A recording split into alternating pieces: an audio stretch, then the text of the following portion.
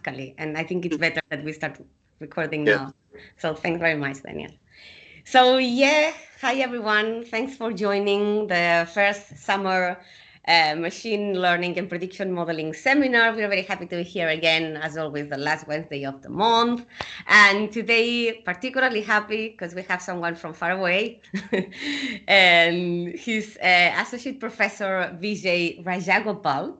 And Vijay did his PhD in soft tissue mechanics and clinical breast image analysis at the Auckland Bioengineering Institute in New Zealand. And he has done a very nice career since then, including, for example, a postdoc in Singapore, MIT. Also, he joined University of Melbourne since 2014, and as a research and teaching academic in the Department of Biomedical Engineering, and he's actually there 10 years later. He has been also visiting the UK, very close to us, to the Oxford Mathematical Institute, and also at the University of Birmingham. So, as I've said, you should be telling us if you come back to the UK soon. His current research interests span biomedical AI, systems biology, and mechanobiology to uncover molecular mechanisms of cardiovascular disease. I think that today that's going to be a little bit different to what we are used to. I think that's going to be an added value to the talk of Vijay. So thanks very much, Vijay, for being here with us, and I leave it with you. Thank you. Thank you so much, Raquel, for this invitation. Yeah, I'm really excited to be here and to share a bit of our story here at the University of Melbourne. I want to just briefly introduce myself and my group before I dig into the sort of core of what I'm going to be presenting today, which is deep learning workflows to visualize and quantify cardiac ultrastructure. We'll get to that in a minute. So what do I do, and what is the research that we do? So I lead a small group of people called in a group called the Cell Systems and Mechanobiology Lab, and our primary kind of, if you will, mission statement is to develop digital twin models of cells and tissues for basic science and clinical applications.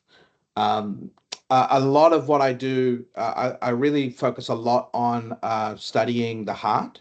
Some of you may be familiar with these digital twin models of the heart that that are currently being trialed in different clinical and research collaborations around the world. What I want to do is develop more detailed and advanced models of the subcellular aspect of the heart, because what happens at the cellular level determines what happens at the organ level.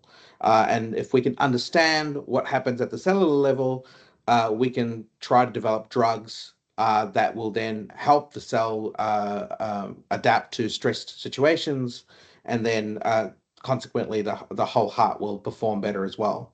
So in that regard, a common theme of the research that we do in my lab is looking at developing computational models of what the cell, how the muscle cell remodels in different different types of long-term scenarios.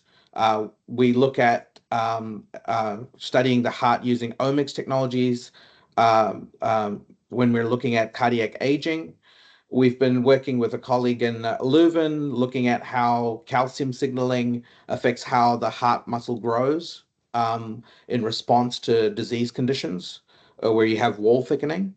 And now we've got a new project with a colleague at Monash University here at Melbourne, where we're investigating, using our capabilities, how the heart develops its four chambers. The techniques that we bring to bear, which are all engineering techniques, engineering and mathematical techniques, we basically turn them into tools that we can then apply to different types of applications.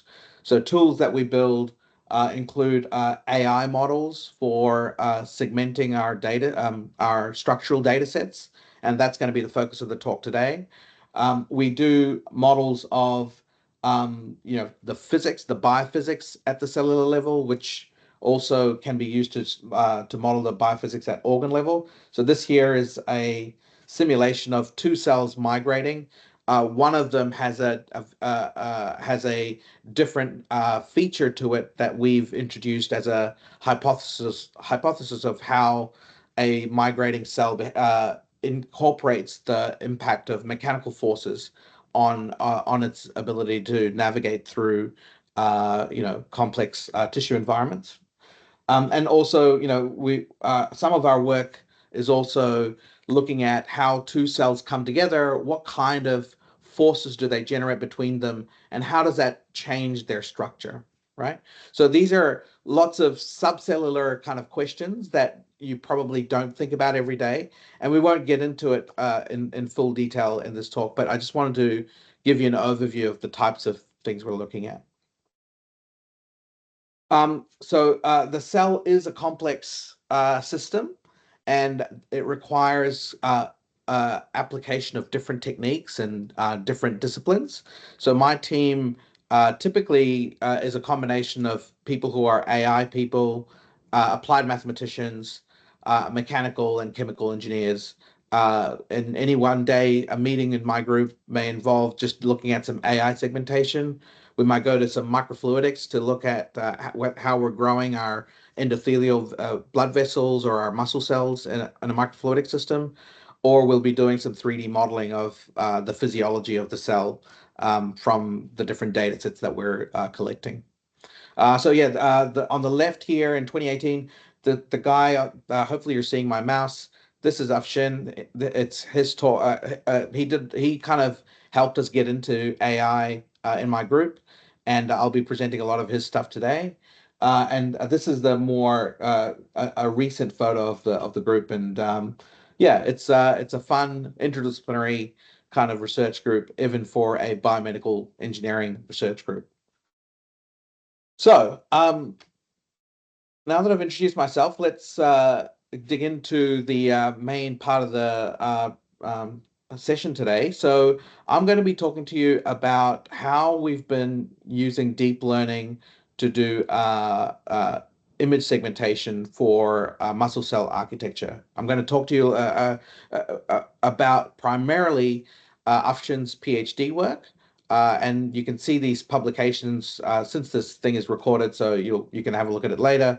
These are 1, 2, 3, 4, 5 papers that you can look up, which basically give you the journey that we've been through. And I'll summarize this in this talk today.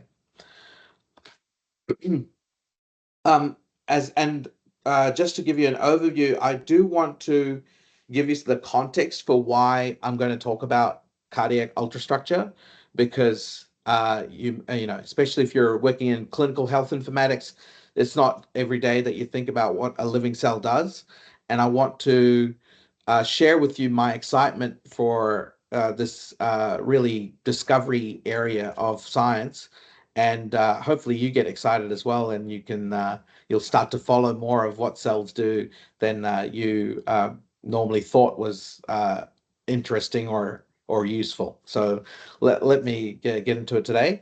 And yeah, so I'll give you an introduction to what the grand challenge is in the current state of understanding of what the living cell is. And then I'll go through this journey that we've been through to segment cardiac ultrastructure, and before that, I'll talk about why we really need to do it. And then I'll give you a sneak peek as to what we're now able to do thanks to the journey that we've taken. Okay. And at the end, hopefully there's enough time for questions. I'll even skim over some things if I think that, they're not going to be, it's not going to be critical to the story, because I think it's more important that we have a conversation than me just spouting out a story about myself. All right, so let's begin. So I think it's not going to be unusual for me to say this to you. We are going through a big data explosion, and that's across spatial scales in medicine. When I say spatial scales in medicine, what I mean is you're probably if you're in a hospital or working with a hospital, a lot of the work is going to be clinical image data, so CT scans and MRI scans, or it might be blood measurements, so, blood sample measurements, or it might be some clinical informatics, data informatics that you're doing. But it doesn't stop at the hospital. At the cellular level now, it's amazing the kind of data that you can get. So this left-hand image here is a 3D scan of the inside of a single cell. So the dark regions are mitochondria. They're the organelles that produce energy for the cell. And other bits in here are muscle fibers. They're the contracting proteins in the muscle cell. There's also a field which some of it is also coming into the health informatics space. It's all this multi-omics data. So you're able to now collect information about all the proteins that are present inside a cell at a single cell resolution than ever before possible.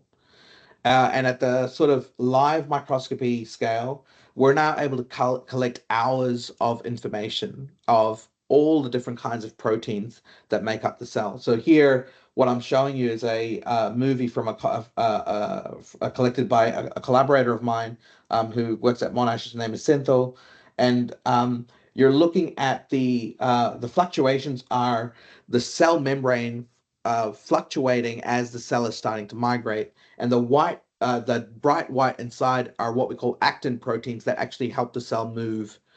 They push the membrane, and that makes the cell move. And so there's lots of this data, and it's really hard to process it all. Just like it's a problem at the clinical level, it's hard to make sense of all this data. And so even at the sort of single cell scale, we have a real challenge here of how do we develop new data analysis tools that can handle big data. In this talk today, I'm going to focus on one data set, which is electron microscopy, because it's a funny little technique. It's something that gives you everything. It tells you everything about the cell, but the contrast in the images is not good enough. So everything is there, but it's really hard to find everything.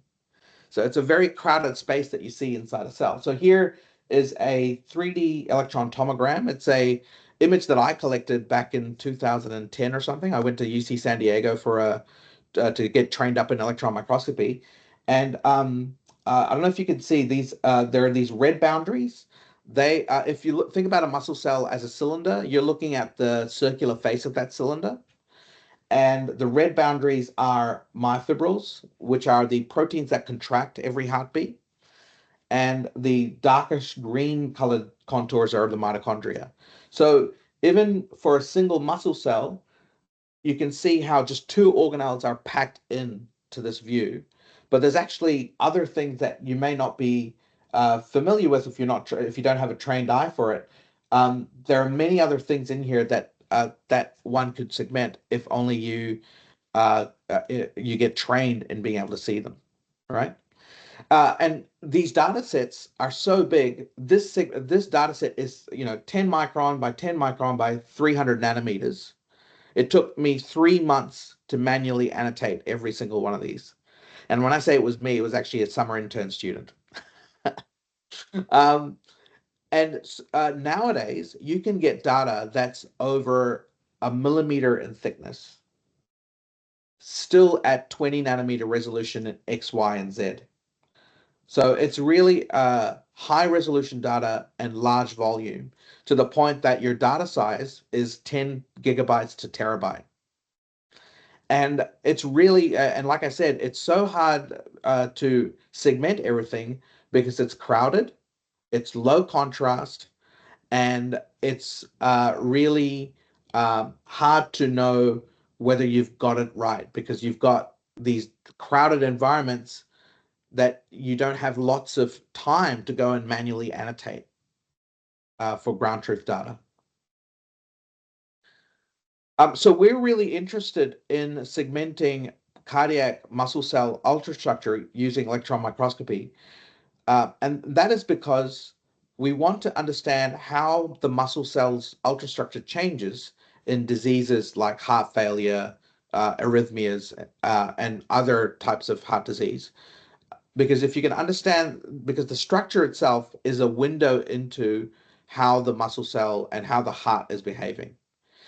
And when you know what the structure of the cell is, you can actually start to then piece together what its function is going to be, because the structure and function are really closely tied together.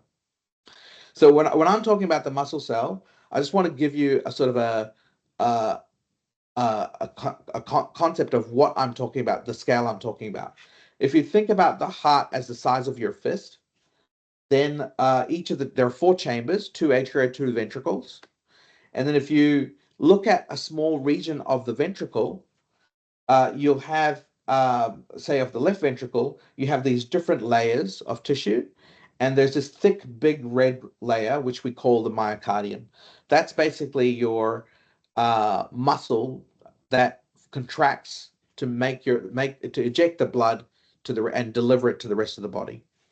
So if the muscle cells there have bad structure, then the cells won't generate enough force, which will then affect the heart's ability to pump blood to the rest of your body. And when the heart grows, remember I said in my research, I'm really interested in studying how the heart remodels. Well, when your heart undergoes a stress condition, or when it's undergoing some disease progression, these muscle cells will actually change their architecture, and they'll grow bigger to introduce more muscle protein so that it can contract with greater force. And that's actually why the whole muscle grows bigger as well. So the idea that the muscle grows bigger comes down to understanding how does the cell itself change its size and shape. And if it happens in health, it works well. If it happens in disease, the cell structure goes bad, and then it looks bad. It doesn't generate enough force. So the cell that we want to get to are these cells in this thick myocardium. And we want to understand how the internal components of the cell are situated relative to each other, because that's what determines how well the muscle contracts. And this is what an electron microscope image of the muscle cell looks like. So just to help you navigate, because we're going to see a few of these in the next few slides. If I zoomed in, these striped regions are our muscle proteins. So they're the things that contract every heartbeat. And the gray lozenges are mitochondria. So they produce energy every heartbeat. That energy is what's consumed by the myofibrils to contract every heartbeat. And these green droplets are lipid droplets. So they're like little fat molecules that sit near the mitochondria. So the mitochondria can take some of that lipid droplet, produce energy by harnessing some of the sugars in the lipid droplet. Here is in pink is what we call the myofibril proteins, and they are anchored to these things called Z discs in blue.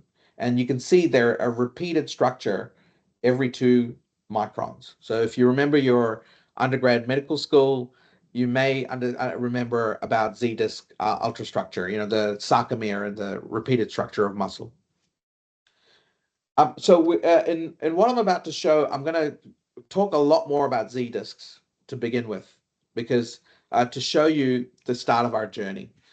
So we really wanted to understand, segment Z discs to begin with, because they are anchoring proteins for the myofibrils. If they're not aligned well, then the cell won't contract well, and then the tissue won't contract well. And so Z discs have this stripy pattern, and we want to segment them and quantify their organization. So when Afshin started, we hadn't got into deep learning yet.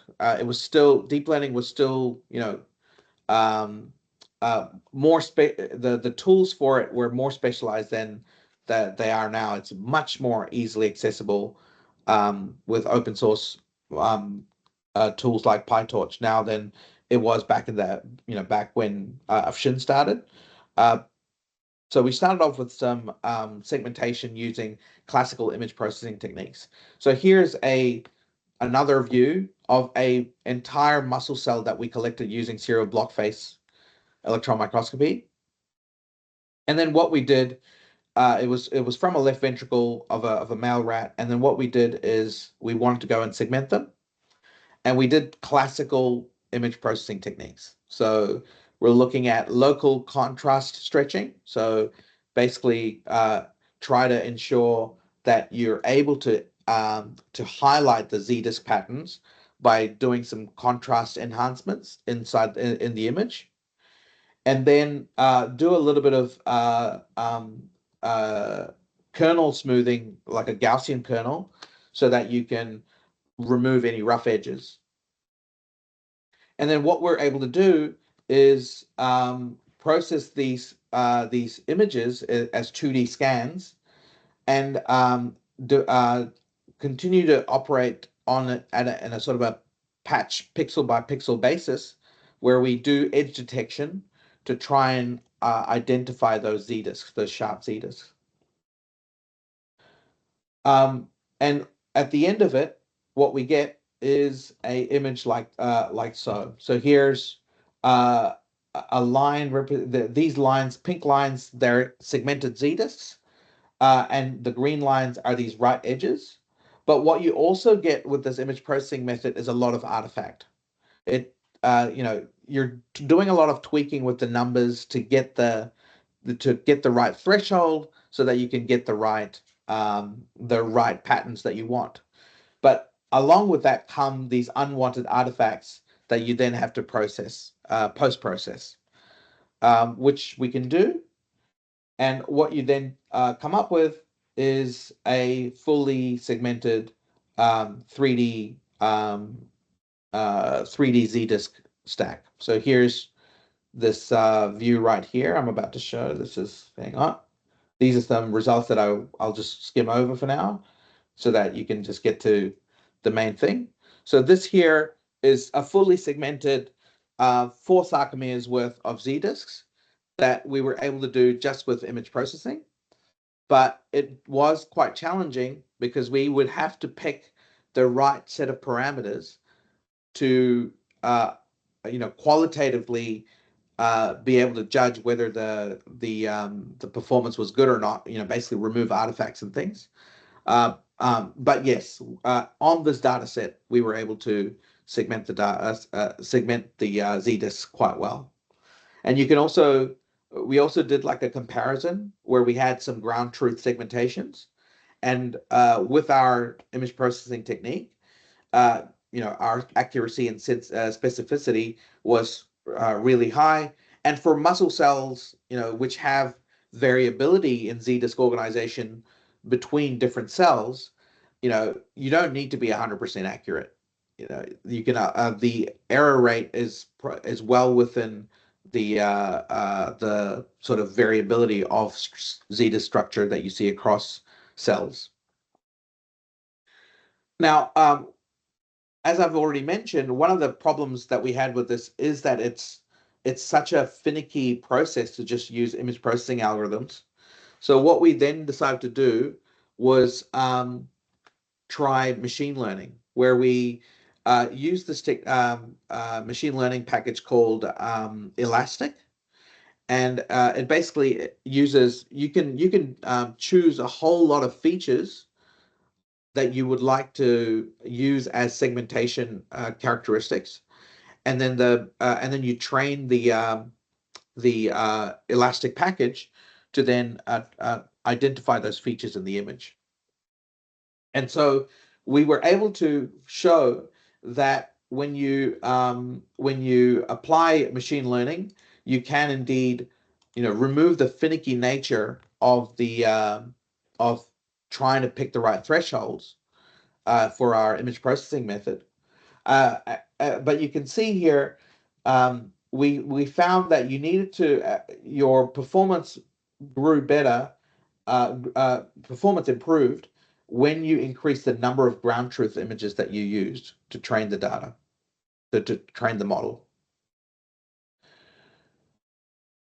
But what we also didn't really like about this approach is that there was a lot of variability in what features you choose. So there's a whole list of features, and a part of you just wants to select all of them, because these electron microscope images, because of their low contrast, you can pick a feature, but it will still say, let's say I say I'm going to pick features that reflect mitochondria or reflect the Z disk.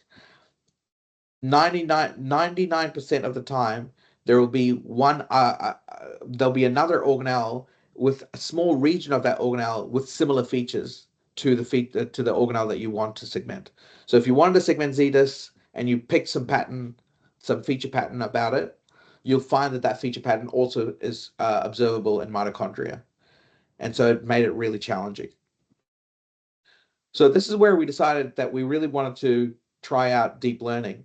And when we started working with it, we were very familiar with the concept that deep learning is really data hungry.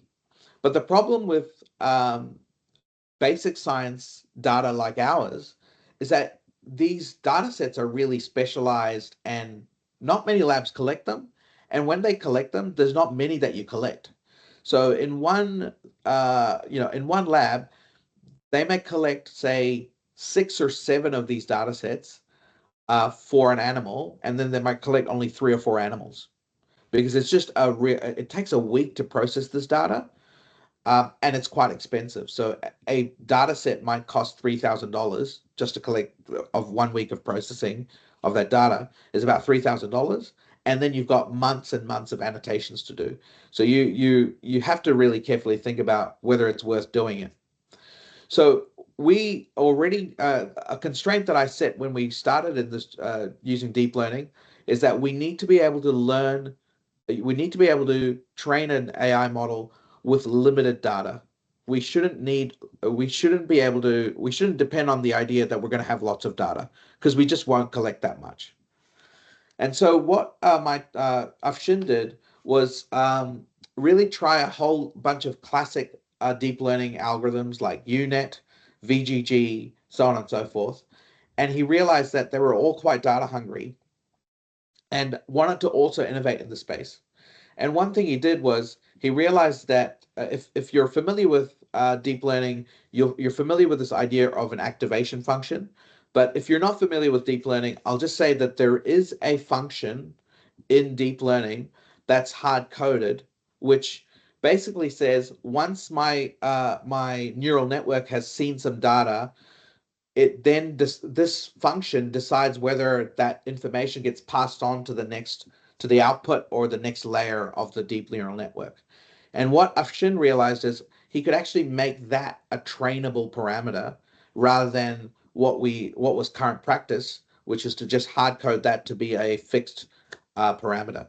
And when you turned this activation function into a trainable parameter, which he called a trainable linear unit, rather than a ReLU, which is a rectilinear learning unit, what he found was that the deep learning model was actually able to learn with fewer data sets. So here is some plots that, for those who are familiar with applying deep learning methods, one of the things that you do is look at accuracy in F1 score. Epoch is just the number of iterations that you're running the deep learning model to train it for segmenting your data.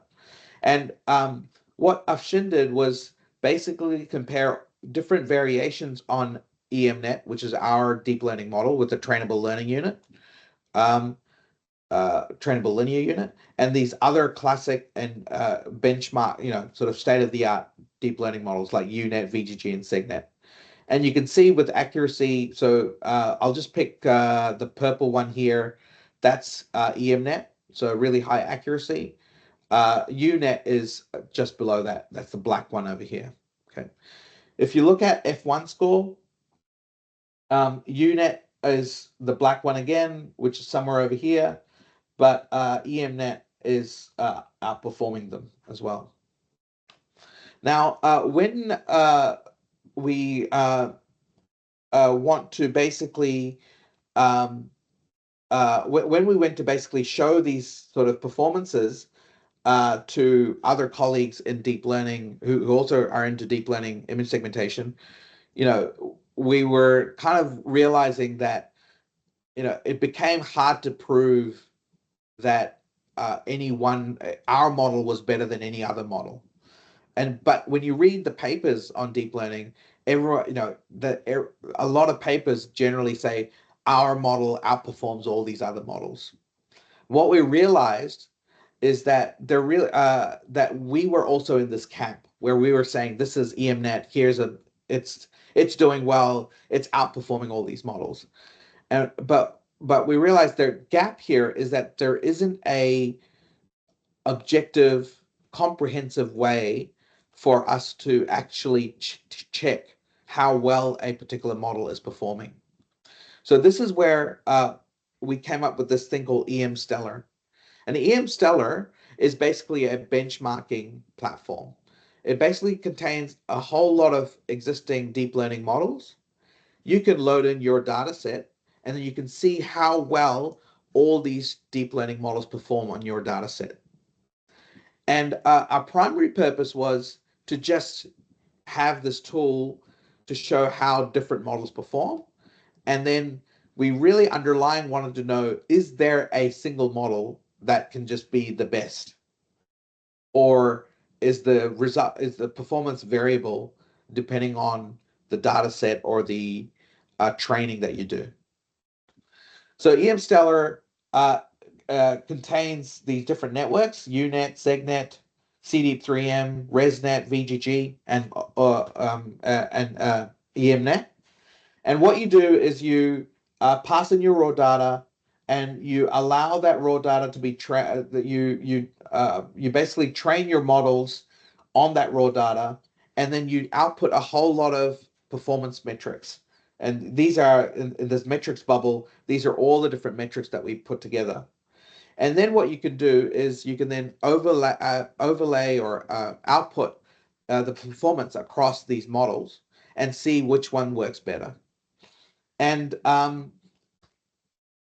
so here's, I'm going to go straight to the data sets that we used to account for possible performance issues because of data set type. We did cardiac ultrastructure and neuronal ultrastructure. And then we applied all these different deep learning models, VGG, ResNet, UNet, CDeep3M, and variations of EMNet on these data sets. And then here's our performance metrics. So on the x-axis, it's basically each of the deep learning models, and you can see on the y-axis these are our different performance metrics. So if it's blue, then isn't performing really well at all. If it's red, then it's really performing really well. And you can see that the color, except for a few that are clearly badly performing, the performance is actually all over the map. It's not really easy to find any one model that outperforms everything. And that shows you that when you're reporting metric performance, it's really better to just report all of it rather than just say that it's the best because of F1 score. The left is the neuronal data set. The right is the cardiac data set. And you can see right away, the CDeep3M did not perform well on the neuronal data set, but look at how moderately or better it performed in the cardiac data set. So the data set type also affects the performance of a model, right? We also looked at how these different models converge, how long it takes for them to train. And you can see the cardiac one, all of them basically perform at, they train, the convergence times are smaller compared to the neuronal ones, because the neuronal one was just a much more complex data set. We also did a comparison of the sizes of these models. So the circle represents the number of parameters. The bigger the circle, the bigger the number of parameters. And the color represents whether it's neuronal or cardiac. And you can see CDeep3M has a lot of parameters.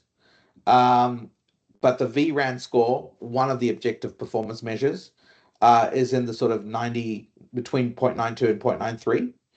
You can see all the blue small circles. They're actually variants of our EMNet, and very small number of parameters, but performing really well.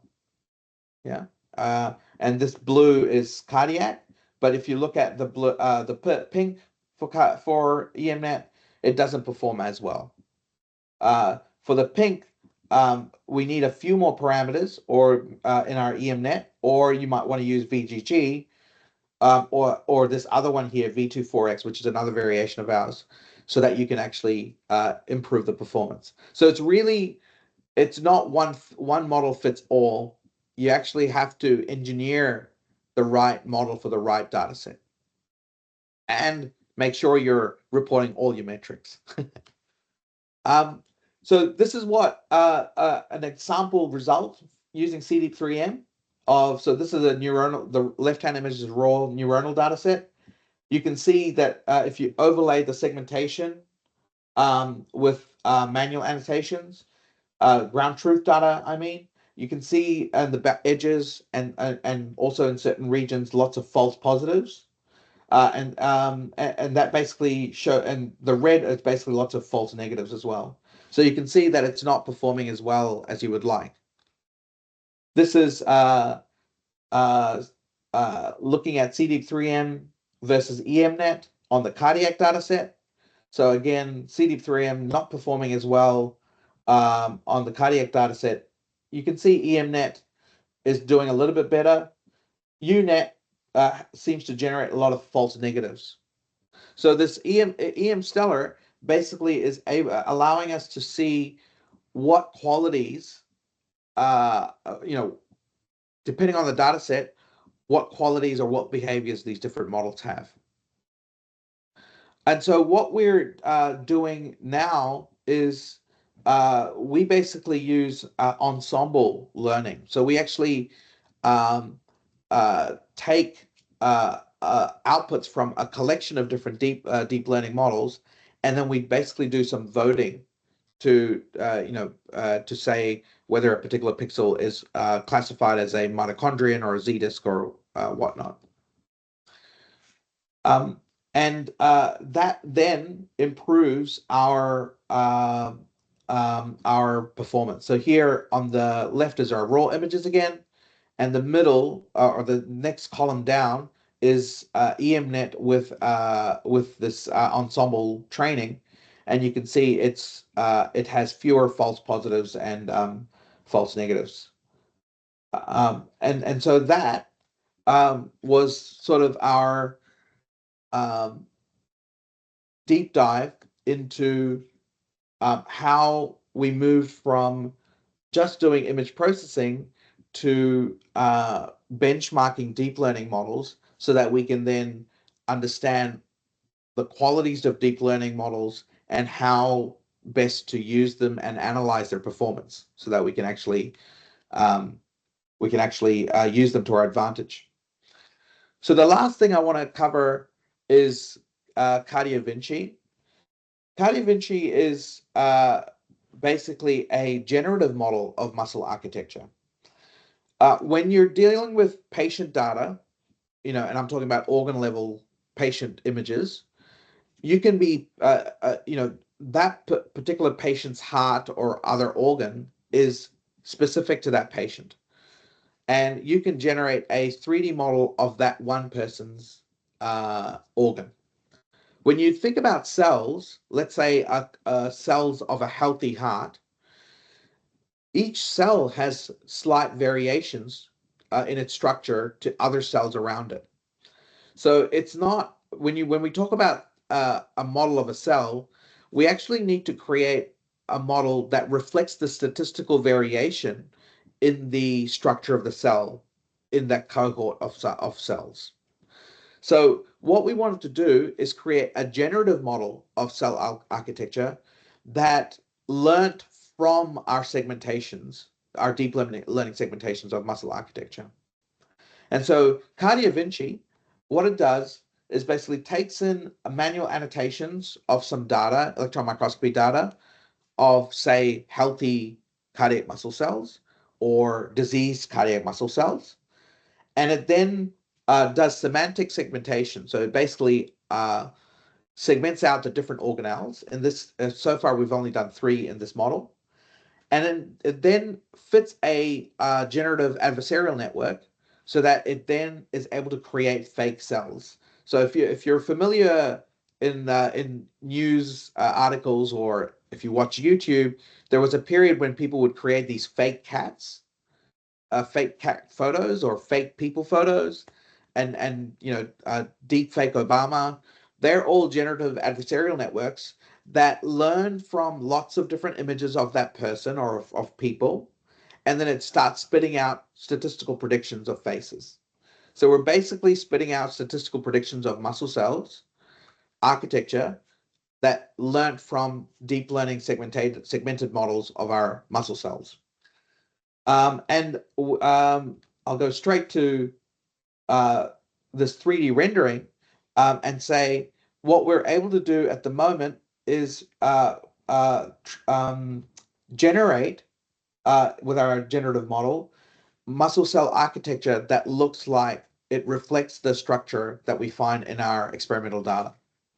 So we're able to create 3D renderings of the general architecture of muscle cells that's reflected in our experimental images. And what that allows us to do now is we can generate statistical models of different phenotypes of the cell. And what I mean by that is I can create a 3D model of a muscle cell that's from a healthy tissue. I can also create it from a tissue that is affected by diabetes.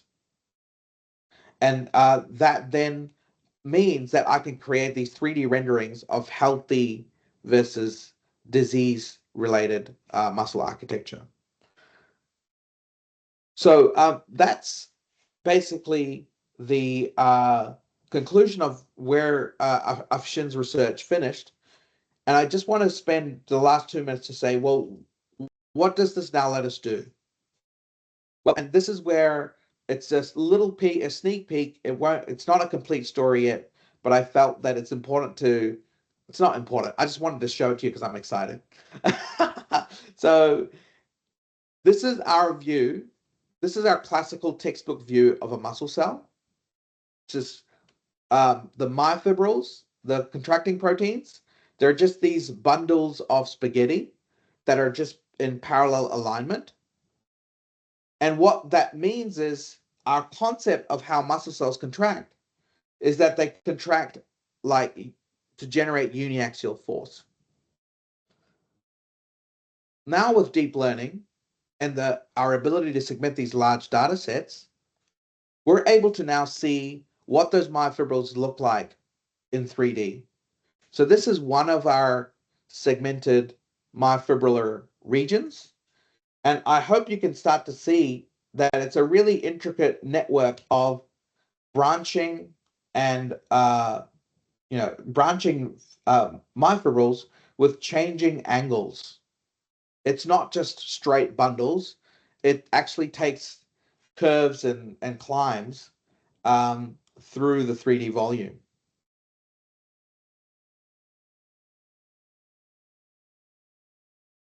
And here's one more. Notice this one here that's going down like this. Look at that blue one at the back. It's coming from a higher Z elevation down. So this is actually the true view of a muscle cell's myofibrils. It's not completely parallel. What is the meaning of this? We've actually done some quantification of the branching properties of these myofibrils, and you can see that each bar is representing a different one of these blocks of myofibrils, and you see that that basically the angles here are in radians, but basically 0.2 radians is about 20 degrees, 0.3 is about 30 degrees. So you're seeing that you have angles that they're not 5 or 6 degrees. They're actually quite large angles of branching that we can observe in our muscle cells. And what we're working on now is modeling the consequence of that. So on the left here are some sample 2D models of what myofibrils, how myofibrils might be organized inside a cell. So the top left-hand corner is as if there's no myofibrils. The one on the right is a single myofibril in yellow. There's one where the myofibril is in an angle, and another one where there's a myofibril with a branch. It's like a Y shape. We've done a mechanical simulation of contraction generated by these myofibrils. And in this plot on the right is a plot of the shear stress, which is a mechanical parameter that shows you how much force is being applied in a particular orientation.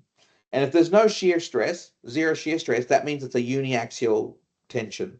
There's no off-axis force being generated. And certainly it's zero when there's no myofibrils, when a myofibril is completely aligned in parallel. But when you start to go to a diagonal or this Y shape, those myofibrils will start to generate a shear force. So we actually think that these, using our data and our modeling, we're starting to think that the muscle cell may actually be twisting, even if it's not globally twisting, there may be local twisting that's happening inside the cell that may have implications for how the nucleus, for example, alters its gene expression. So that's the kind of space we're getting into with this research at this point. So with that, I will thank you all for listening to this talk, and I'm open for questions. We thank you, Vijay, for the excellent presentation. Thanks very much. And yes, we don't have much time left, but we still have like 7 minutes. So if anyone has any comment, that would be very welcome. Any question for Vijay, please just raise your hand or open your microphone directly. Is there any comment? I just had, there is one question. Daniel, please. Yeah, hello. That was a really interesting talk. So I had no idea about the heart and the heart muscle, so I learned a lot. I've got a very general question. Perhaps you said it, but do you train the model on the cells of the same animal and test it on the same animal, or you train it on one animal and test it on a different animal? Because you only have got 4, I think that's what I understood. So can you predict in other animals how it looks like or identify them? So when we're training our segmentation models, we're training them on a collection of different tissue blocks from different animals of a particular cohort. Yeah. And the thing about muscle cells is it's very repeated across the animals as long as it's healthy.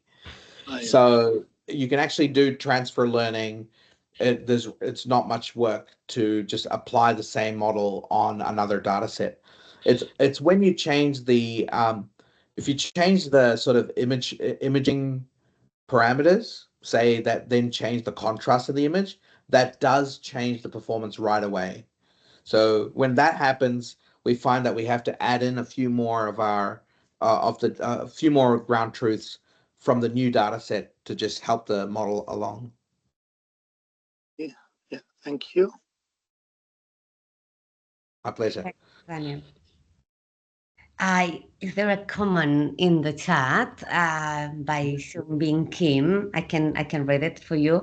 I would like to ask how the model was validated for their several metrics.